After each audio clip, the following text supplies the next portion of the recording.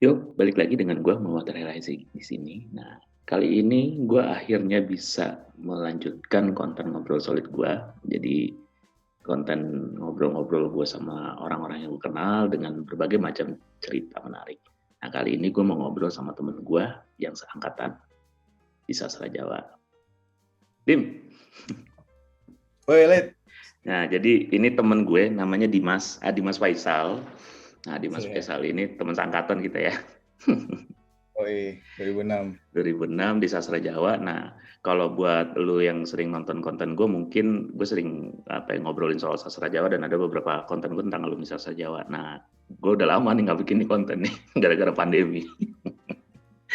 Nah, jadi Dimas ini termasuk temen gue yang cukup menarik dari sastra Jawa, tapi nggak jadi guru, nggak jadi apa, tapi malah jadi ahli digital marketing ya. Anjir, ahli. Keberatan. Lu bisa nyemplung ke sana gimana ceritanya, Dim? Ceritanya panjang sih. Ya, Kayaknya ini nih, zoomnya nggak muat nih. muat lah. Nggak. Pendeknya sih gini. Awalnya kan jadi ini ya, lulus kuliah tuh reporter. Hmm. Reporter terus jadi editor. Nah, pada saat itu jadi editor itu nggak dituntut cuma editorial doang. Jadi apa? Kalau yang kerja editor di buku itu kan, oh ya, setelah jadi reporter itu gue di editor di buku dulu, buku penerbit cetak. Nah itu fokusnya sih terbitin novel. Nah gue di situ sebagai editor. Nah jadi nggak dituntut sebagai orang yang dapat naskah, terus kita editin secara editorial, terus ini kan launching atau cetak. Nggak begitu. Nah di penerbit gue itu kebetulan penerbit populer, jadi kita tuh penulisnya berbasis penulis dengan followers ya, kayak zaman dulu kan masih inget tuh penulis selebgram, Seleb tweet gitu ya. seleb tweet ya, YouTuber dulu belum sih. Nah kalau dulu tuh ya artis lah, artis juga ya.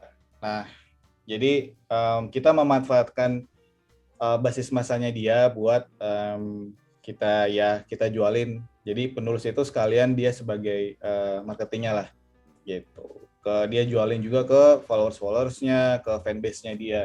Nah jadi itu balik lagi, gue pada saat itu bikin ngedit, terus ngatur promosinya.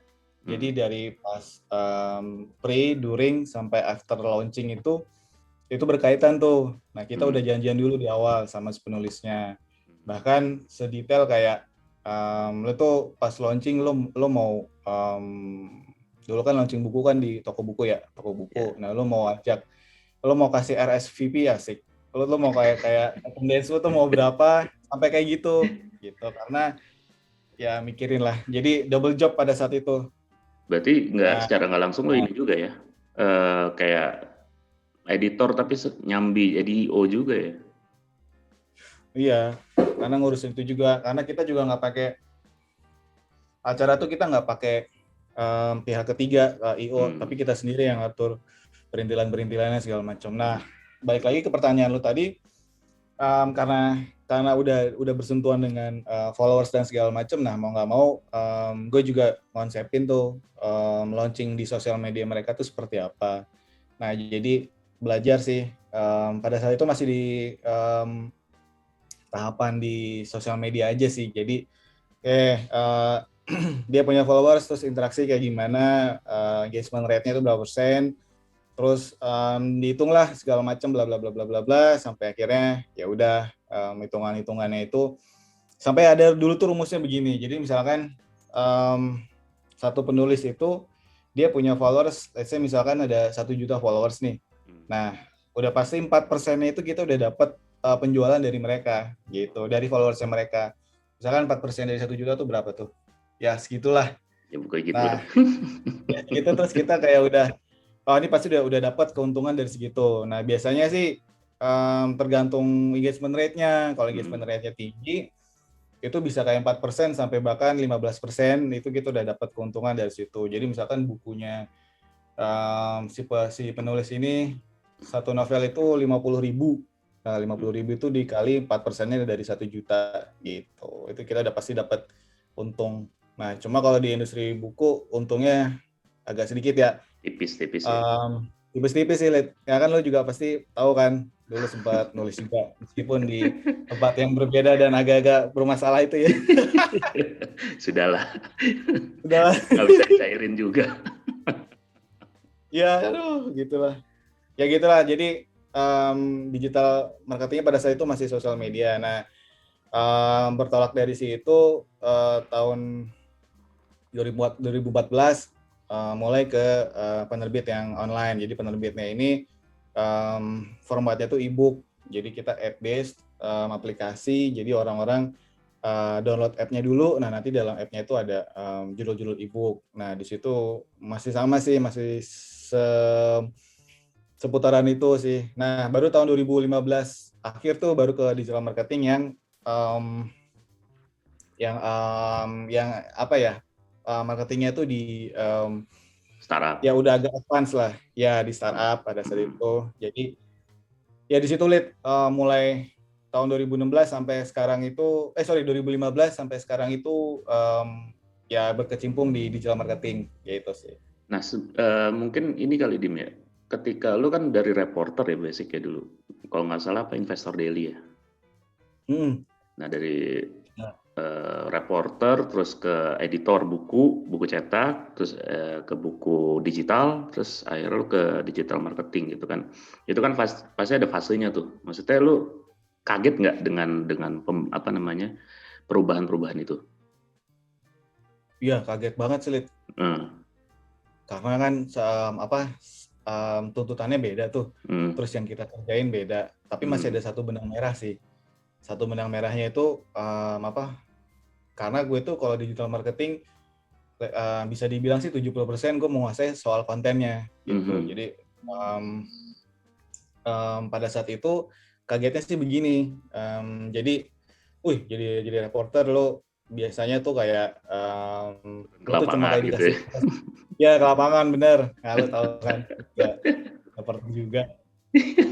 Post nih di kementerian dulu tuh di Kementerian PU sama di Kementerian Perhubungan karena gue megang berita tuh di rubrik infrastruktur dan transportasi pada saat itu.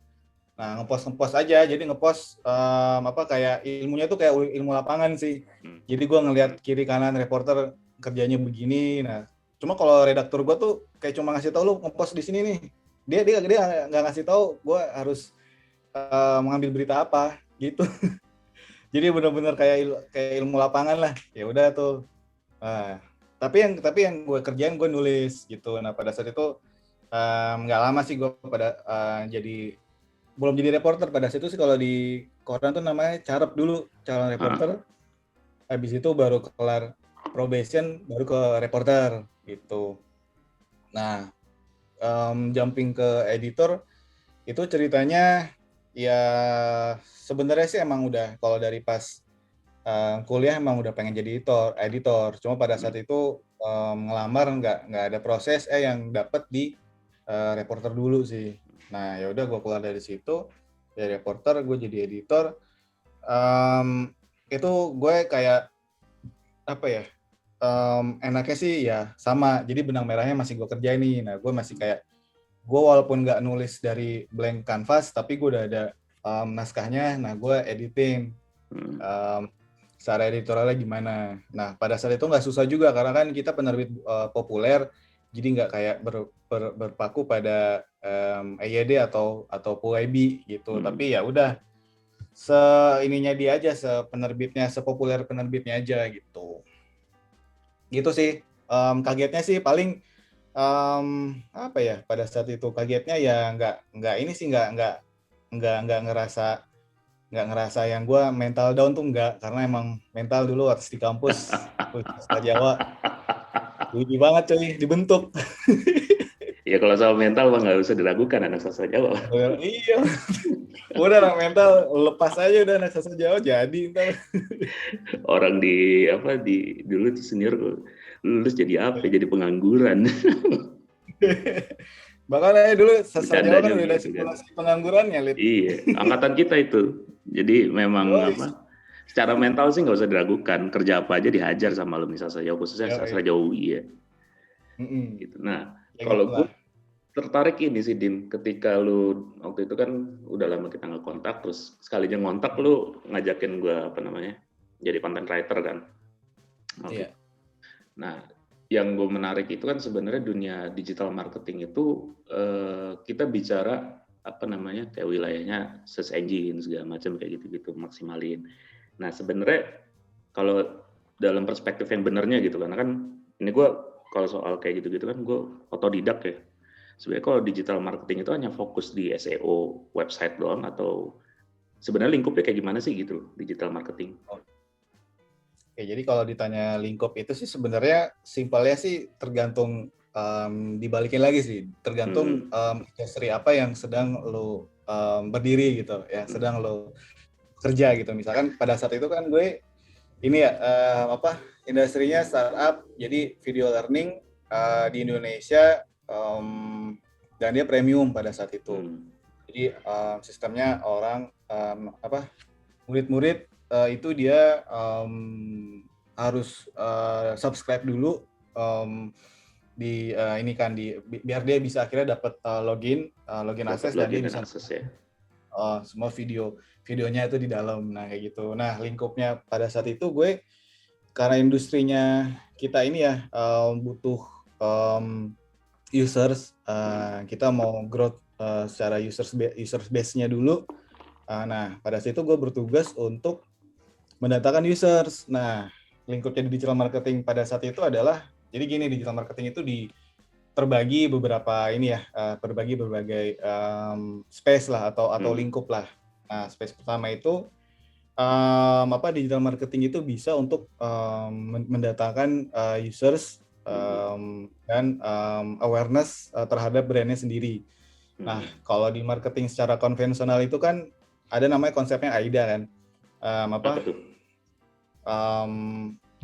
Awalnya tuh A itu attention, terus I-nya itu lupa. attention, D-nya itu desire, E-nya itu action. Nah, jadi tahap-tahap itu tuh marketing konvensional pasti ini ya, pasti melakukan teori itu gitu. Nah, kalau digital marketing itu bisa melengkapi semuanya. Nah, cuma fokusnya itu ada di channel distributionnya gitu. Nah, biasanya kan kalau digital marketing itu channelnya itu kan ada ini ya, ada yang dari user itu biasanya datang dari channel masing-masing dari tadi yang lu bilang dari website. Nah, ada juga datang dari sosial media. Nah, ada juga datang dari email. Nah, ada juga datang dari ini yang kita ngomong digital dulu nih. Ada juga datang dari iklan-iklan di website. Nah, kayak gitu. Nah, ketika kita udah tahu channel distribution-nya mana nih yang bisa mendatangkan users ke kita. Nah, itu kita bisa pilih lagi, turun ke bawah lagi ke implementasinya. Nah, implementasinya itu gimana sih cara nariknya? Nah, itu ada 2 cara biasanya. Nah, cara yang pertama itu kita beriklan, advertising secara digital.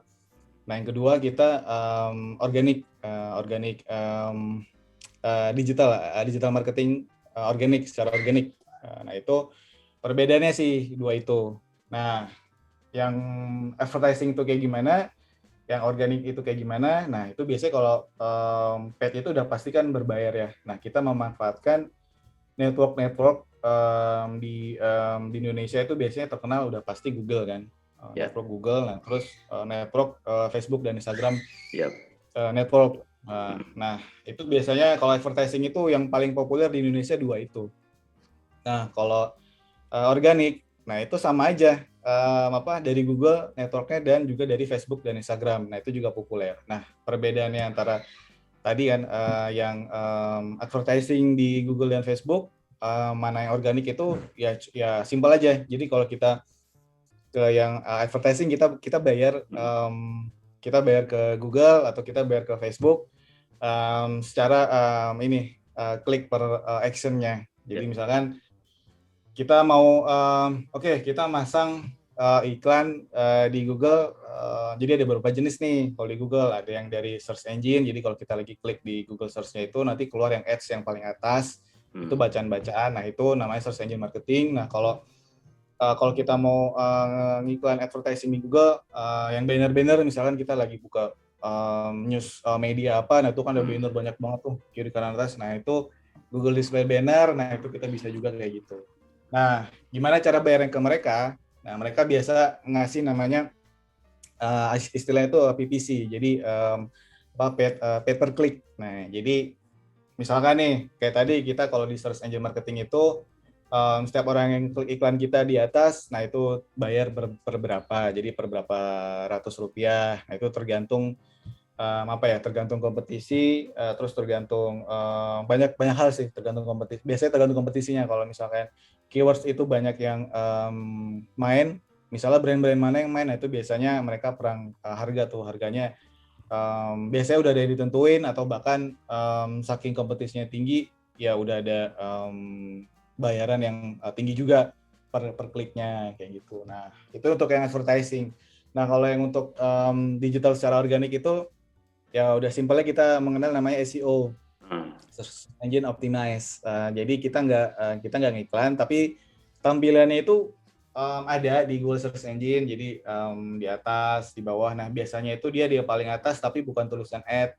Nah itu kita mengoptimize website kita. Jadi kita pengen nih website kita tuh secara organik itu banyak orang yang datang. Jadi misalkan keywords kata kunci. Jadi misalkan kalau di Kuiper dulu di tahun 2015 2016-an itu gue research dulu nih keywords apa yang bisa akhirnya menuju ke website gue. Jadi karena gue jualan video learning dan isinya juga tentang pelajaran, udah pasti subjek mata pelajaran tuh yang gue tembak. Jadi gimana caranya? Gue research dulu, terus akhirnya gue benerin websitenya. Banyak banget SEO strateginya, ada yang on page dan yang off page. Kalau on page itu kita produksi banyak artikel, terus upload di website kita. Itu juga banyak lagi SEO elements-nya yang harus dipenuhi. Nah kalau off page itu kita biasanya bikin link building. Nah jadi kita intinya adalah banyak website lain dengan domain authority yang bagus. Secara Google-nya domain authority yang bagus. Nah mereka itu ngereferensiin website kita. Jadi banyak yang review, banyak yang naruh link kita di website-nya, di artikel-artikelnya mereka. Kayak gitu sih. Nah, selain SEO, itu ada social media marketing. Ya udah pasti. Kalau yang biasanya kalau untuk yang brand-brandnya yang dia punya fanbase-nya yang banyak banget bermain di sosial media, ya biasanya itu yang industri yang ke B2C ya. Jadi business to customer. Jadi customer yang emang setiap hari itu mantengin sosial media. Nah itu kita ya udah pasti kita bikin konten-konten yang yang udah pasti bukan ngiklanin juga, tapi kita bikin konten marketing yang soft selling, yang akhirnya mereka bisa follow to social media, ikutin aktivitinya kita, dan akhirnya setelah mereka engage, setelah mereka nikmatin konten kita, dan ketika kita bikin campaign activation brand apa gitu udah gampang sih gitu. Mau itu diskon atau mau itu cashback segala macam tuh udah pasti gampang karena interaksi udah tinggi di sosial media. Nah, kayak gitu sih lingkupnya digital marketing. Berarti ini ya luas banget berarti Dim ya. Jadi nggak cuma soal, kan kalau yang gue tahu dari gue ngikut lo dulu kan jadi content writer kan SEO gitu, SEO segala macam, dan itu lingkupnya sangat luas. Dan kalau menurut lo sendiri nih ya, ini kan kita lagi pandemi ya Dim ya, kita lagi pandemi, terus semuanya beralih online gitu loh.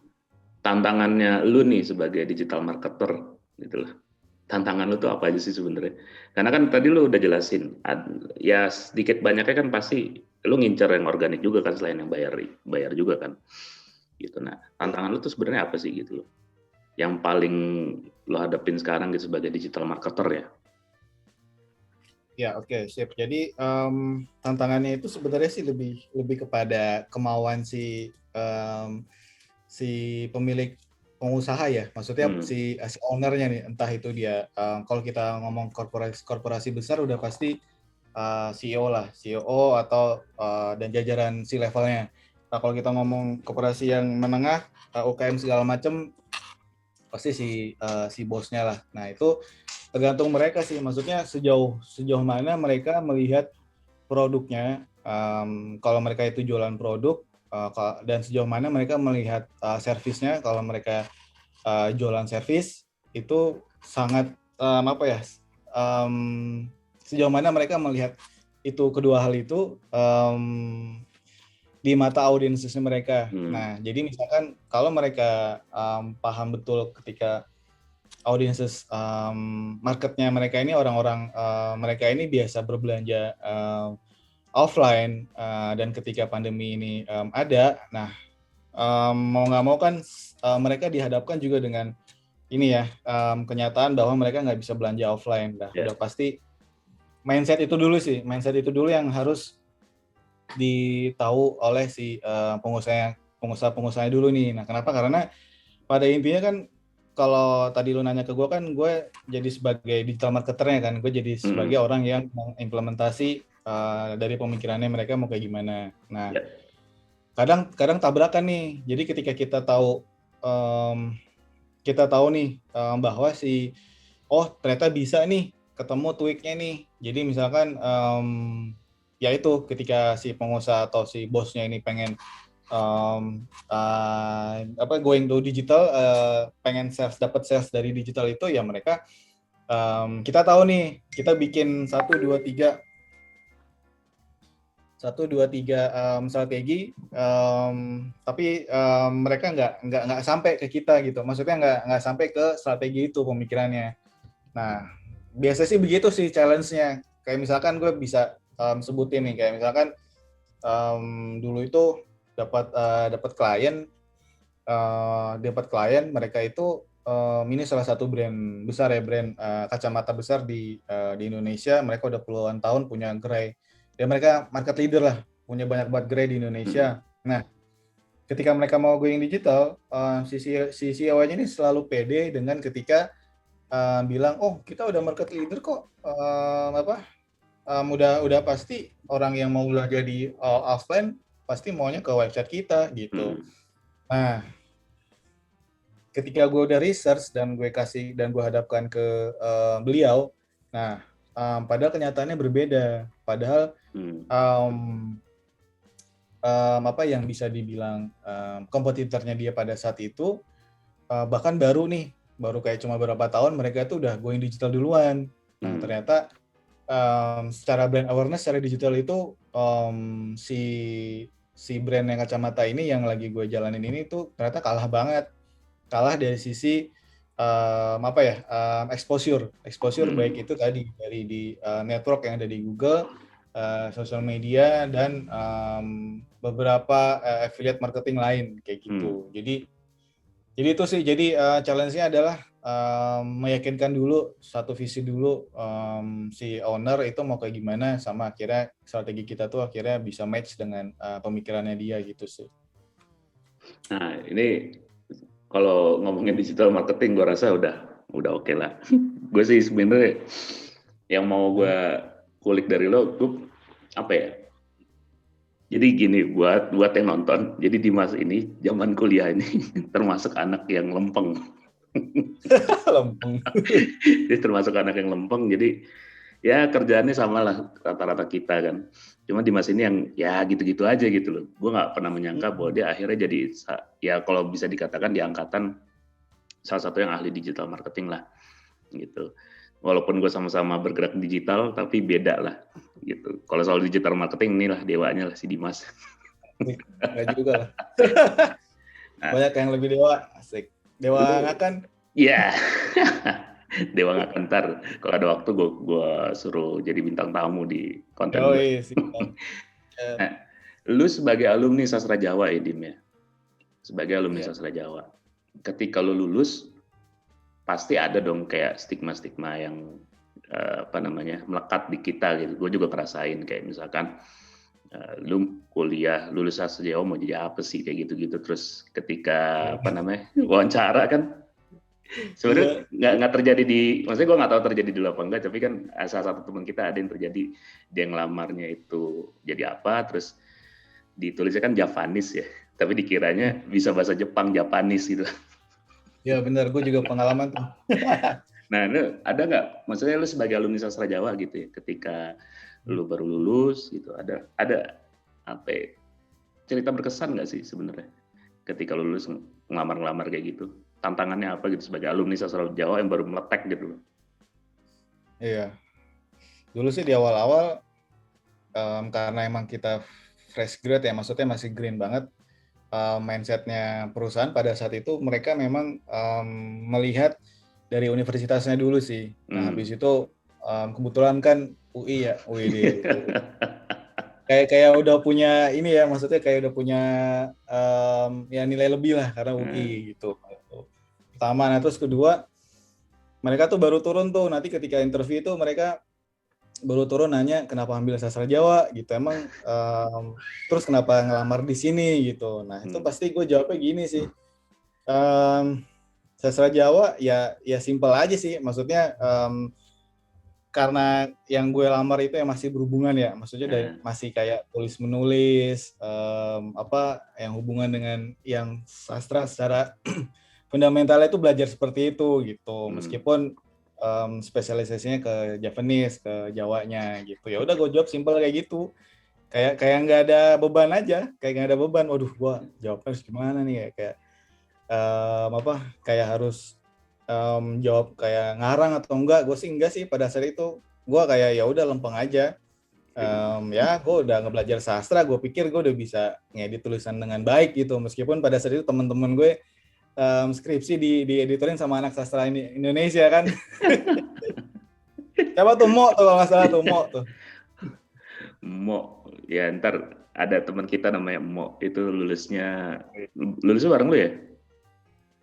Nggak tahu, dah gue lupa. Gue tahun 2011 Februari. Ya, berarti ya bareng lu. Bareng lu, kok nggak salah lu Mo tuh barengan tuh. Sama Krisna Wek, sama Aloy, Dalil. Ya, Dalil. Ntar gue cari deh tuh anak. Itu apa ya? Jadi gini, gue nggak tahu sih sastra Jawa sekarang kayak gimana Dim ya. Tapi yang gue rasain dulu itu kita pendidikan mental ya. Pendidikan mentalnya luar biasa, dan apa ya, semuanya belajar dari nol sih. Kayak gue nulis juga belajar dari nol juga gitu, dan ini kaitannya dengan tulis menulis sih Dim. Gitu kan, lu berawal dari apa, reporter, terus editor segala macam, dan digital marketingnya pun base-nya masih nulis kan sebenarnya. Iya. Nah, dari lu nya sendiri gitu, perjalanan lu belajar nulis itu apa sih? Lu belajarnya kayak gimana, dan ada nggak sih lu guru tertentu yang ngajarin nulis atau gimana segala macam, mentor lah istilahnya? Iya. Jadi kalau dulu tuh sebenarnya karena pada saat itu kan gue yang kayak lu bilang ya, gue lempeng ya, bener tuh lempeng bahkan gue di awal tuh gini, jadi sempat ditanya ya sama siapa gitu, gue lupa, pokoknya anak cewek lah, tapi gue lupa nih, kayak waktu itu masih nongkrong di gedung 4 nunggu kuliah tuh, gue lupa siapa ya, si Rindu apa siapa gitu, apa Dewi lah, gue lupa. Dia nanya, Dim, ntar lo ngambil apa, budaya, linguistik apa-apa? Gue jawab, nggak tahu gue ngambil apaan ya. Jawab gitu, saking lempengnya. Itu semester awal-awal tuh, semester 1 atau semester 2 tuh. Nah pas pada saat itu gue malah bertanya ke diri gue sendiri, oh iya ya, bener juga ya, gue kuliah sejauh tapi gue nggak ada yang gue ambil gitu, maksudnya secara ilmu ya oke lah, mungkin style orang berkuliah beda-beda ya. Kalau gue kan dulu gue ya udah masuk ya asal kuliah aja lah. Terus gue lihat, wah nih jujur nih pas gue ngambil SBMPTN dulu apa masih SBM, ya pokoknya SPMB ya gitu. SPMB ya dulu ya. Iya, pas ngambil itu gue jujur aja, gue pilihan kedua udah pasti sastra Jawa karena gue lihat harus. Nah itu gue orang yang kayak gitu tuh. Gue termasuk Oh, lu juga gitu dan banyak yang lain ya. Udah lah, asal kuliah dulu lah. Yang penting orang tua juga lihat anaknya bisa kuliah lah kayak gitu. Ya udah, pas pas gue nanya-nanya ke diri gue sendiri, gue ngapain ya? Ya udah, akhirnya kiri kanan gue pada saat itu ada namanya temen gue si Jojo tuh, si Nathan. Nah pada saat itu kan gue masih akrab tuh, masih deket. Nah gue sering main sama dia. Nah dia tuh sering baca buku-buku puisi dan segala macam yang sebelumnya gue nggak pernah. Bukan nggak pernah ya, maksudnya pernah tapi gue nggak pernah mendalami baca lebih lanjut puisi itu seperti apa. Ya udah akhirnya gue baca-baca terus oh udah mulai suka nih. Nah terus gue ke kontrakan nih ke anak-anak. Lo Mas Teti, Kumis segala macam pada saat itu lagi mau bikin Utana kan. Sebelum Utana malah. Nah itu gue lihat buku-buku juga yang biasa Kumis bawa. Nah itu gue baca tuh, terus yang lu bawa, meskipun pada saat itu buku-buku yang puisi itu kayak cuma berapa biji gitu, gue lupa. Udah gue baca segala macam, udah makin suka. Oh ya udah nih, gue kayaknya udah bisa jawab pertanyaan gue tadi tuh. Kayaknya gue bakal ngambil ke sastra, meskipun ujungnya gue non script. Geblek. Sekarang update terbaru nggak ada skripsi lo? Serius, Lid? Anjay, gimana itu? TA doang, makalah. Oh, TA doang, kampret kayak D3 ya tugas akhir. Terus? Iya, ya terus jadi akhirnya pas gue udah mulai menemuin sukanya tuh, ya udah gue fokus ke situ. Terus gue udah mulai bikin puisi sendiri, ya ngobrol sama anak-anak lain lah. Pada saat itu bukan cuma anak Jawa, sama anak-anak filsafat juga tuh, anak filsafat, anak sejarah, sama anak sastra Indonesia. Si apa tuh namanya ya? Ya dulu ada cerita lah. Nah itu juga bikin gue makin terpicu tuh. Ya udah gue bikin. Terus akhirnya gue dalemin banget tuh. Oh ya udah, udah bikin puisi. Terus akhirnya gue coba bikin cerpen. Terus akhirnya gue bikin artikel deh.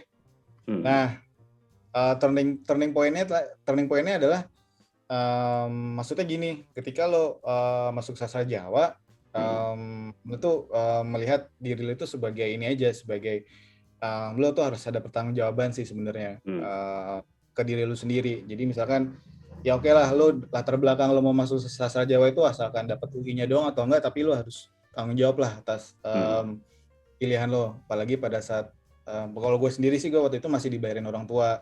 Nah, jadi gue mikir ya oke lah, gue di sini nggak cuma pengen kuliah aja. Nah ya udah, pada saat semester ke-4 sampai ke atas sampai akhir, nah itu gue udah mulai fokus tuh ke sastranya gitu. Ya udah, jadi intinya saran yang gue mau kasih ya, lo meskipun lo tahu lo sastra Jawa atau lo nggak, dan lo tahu kenyataannya peluang kerja lo sulit, peluang kerja lo sulit, ya lo mau nggak mau lo harus tetap jawab ke diri lo sendiri.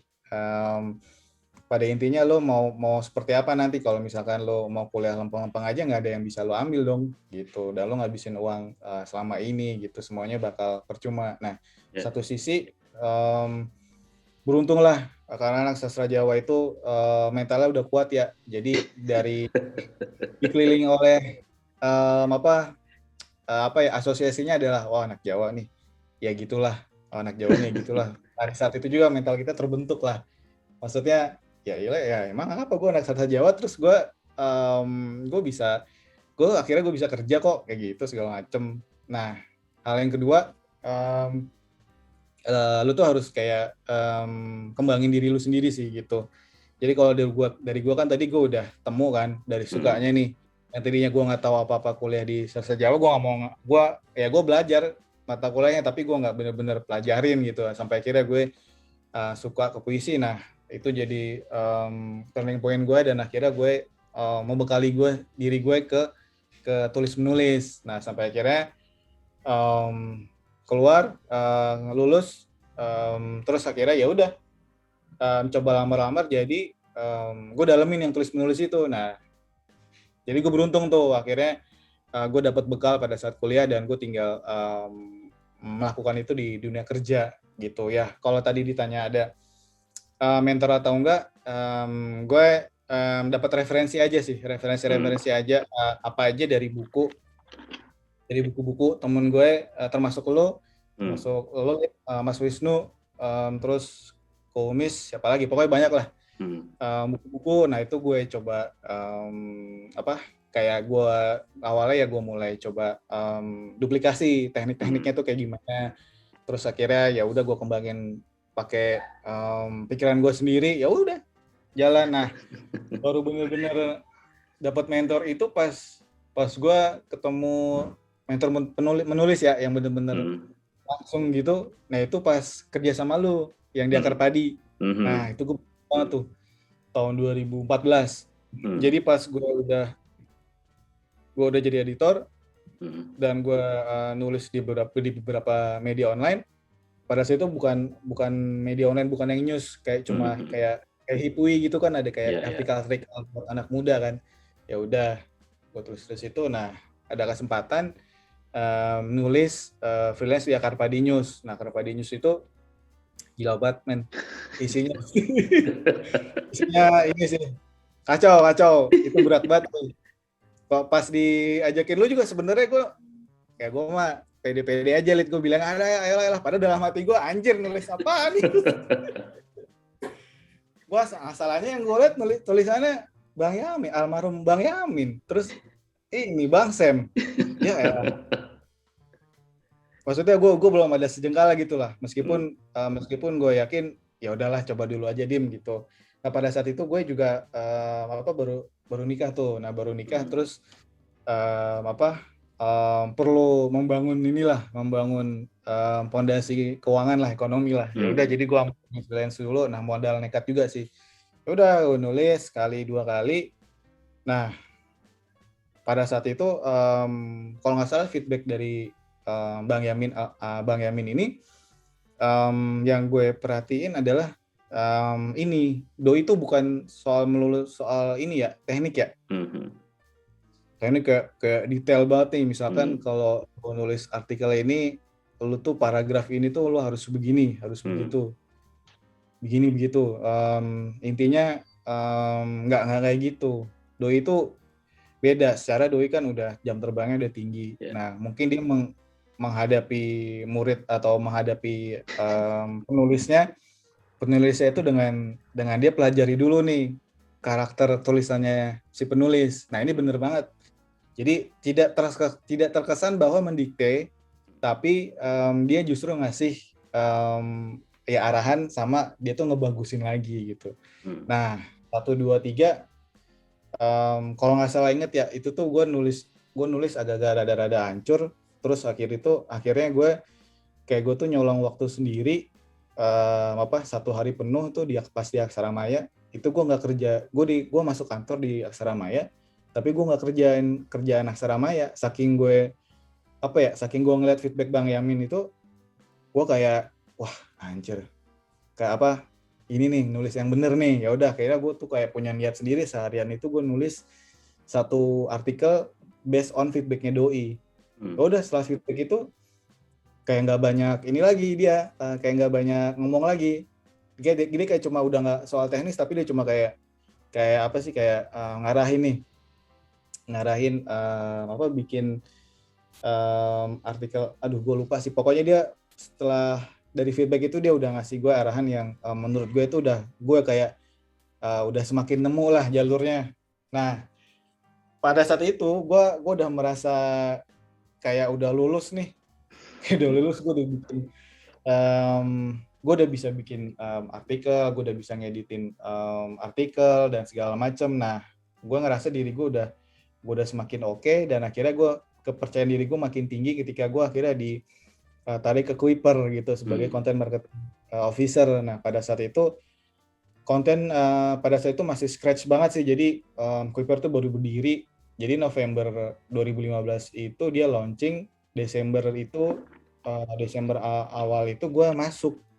Itu tuh kayak baru website-nya tuh baru masih kayak kosong, dan ada artikel-artikel yang harus dirapiin gitu. Nah itu jadi gue semakin pede sih.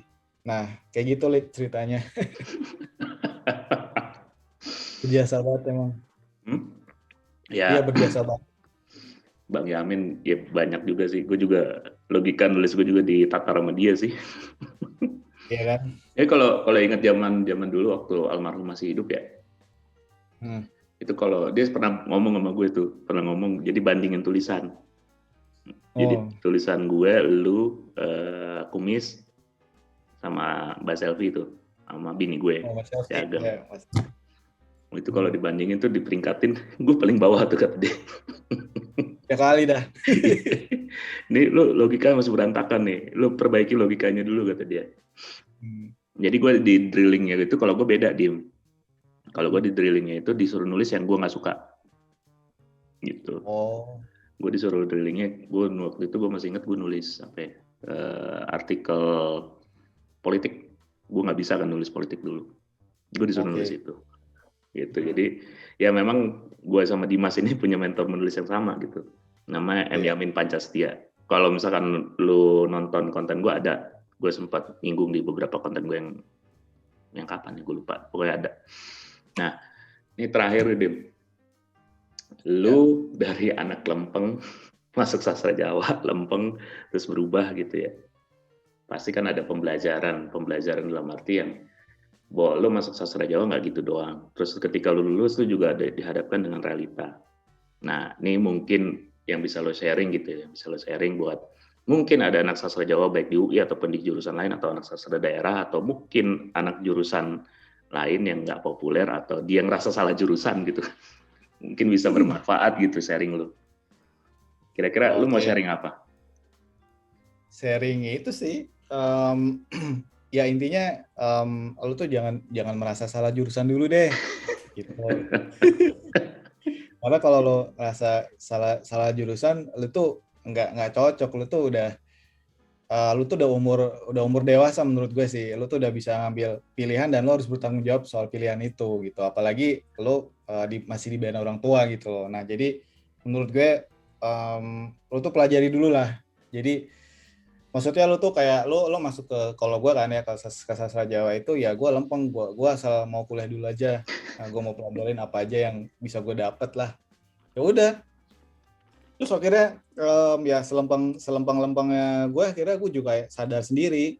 Gue ngeliat temen gue kan, Budi tuh pada saat itu Budi, terus Kumis, terus siapa aja lah yang mereka itu apa ya, yang gue lihat adalah mereka orang ini ya, orang apa, sampai akhirnya mereka merantau, misalkan kayak Budi, mereka si Budi ini merantau terus akhirnya dia bertanggung jawab soal pilihannya. Entah gue nggak tahu Budi apa niatnya apa masuk sastra Jawa, tapi gue ngeliat kiri kanan gue Kumis. Nah mereka tuh kayak masih ada apa ya, kayak masih ada niat gitu loh, kayak masih ada bener pengen ngambil ilmunya gitu, ketimbang gue yang kalau kayak di kuliah ya udah gitu-gitu doang. Nah jadi dia balik lagi apa, jangan jangan jangan keburu ngira lu tuh salah jurusan. Nah lu tuh sebenarnya bisa apa ya, temuin hal yang bisa lu sukain dah di tempat lo belajar, mau apa itu jurusannya gitu, pasti ada hal yang lo sukain lah. Nah, kayak misalkan kalau lo masuk teknik, nah lo pasti ada aja lah yang mata kuliah yang mungkin 1-2 yang lo oh ini kayaknya gue bisa nih kayak gitu. Nah yang kedua ya tadi lo tuh kalau lo udah terlanjur putus asa, ya lo nikmatin aja kiri kanan lo kan, lu kan bergaul kan, lu kan bergaul segala macem. Nah lu manfaatin networkingnya itu, jadi kayak lu tuh kayak ngebangun apa ya, kayak lu tuh ngebangun portfolio lu sendiri di kuliah, di channel lu itu. Jadi misalkan di kiri kanan lu kan lu kayak nggak cuma bikin acara doang kan di kampus segala macem. Nah di saat itu juga lu kan mengembangkan ini apa, Channel. networking, channel. Nah satu saat lu pasti temen lu keinget lu tuh pasti kuliah lu bisa, oh ini orang bisa bikin kalau misalkan lu anak teater lah, nah lu tuh bisa bikin props lah, lu bisa bikin props yang bagus segala macam. Pasti itu ntar kedapetan tuh. Pas lu kerja, lu join aja sama gue di agensi nih. Nah, gue biasa bikin iklan. Props ya lu yang buatin ya. Nah, kan tuh pasti kepake tuh. Kayak gitu misalkan. Jadi ya pertama tadi sih ya lu jangan keburu pikir salah jurusan lah. Ambil satu dua biji yang lu bisa pasti suka lah, yang cocok ke diri lu. Nah, terus kalau lu terlanjur nggak suka apapun di kuliah lu, ya terserah lu mau keluar, lu mau terusin. Tapi menurut gue lu tuh harus bikin networking dulu sih. Gitu. Lu kayak semakin tua semakin bijak nih. Ya. Ingat yang dulu aja gue kok gue sekarang begini ya. Oh, dulu gue ternyata gue begini juga. Jadi ada turning point-nya lah. Gitu. Oke deh. Thank you ya Dim ya sudah mau berbagi di konten gue di Ngobrol Solid nih. Ngobrol Solid yang keberapa gue juga lupa. Kan udah lama nggak ngisi juga gue. Jadi, lu dong yang sekali-kali jadi bintang tamu di channel lu sendiri. Ya, thank you sharingnya. Nanti mungkin bakal ada ngobrol-ngobrol sama alumni Jawa lainnya. Jadi stay tune aja di konten gue. Ya, jadi kalau lo penasaran sama alumni sastra jadi apa, ikutin aja di channel gue. Ya, thank you Dim ya. Yep, thank you Lid. Nah, menarik kan ceritanya Dimas. Nanti kan selalu konten-konten gua, kalau misalkan lo tertarik dengan cerita-cerita yang menarik dan juga review-review buku, dan pastinya konten-konten yang ada di YouTube gue ini adalah sesuatu yang bermanfaat buat lo semua. Jadi sampai jumpa di konten selanjutnya. Ciao.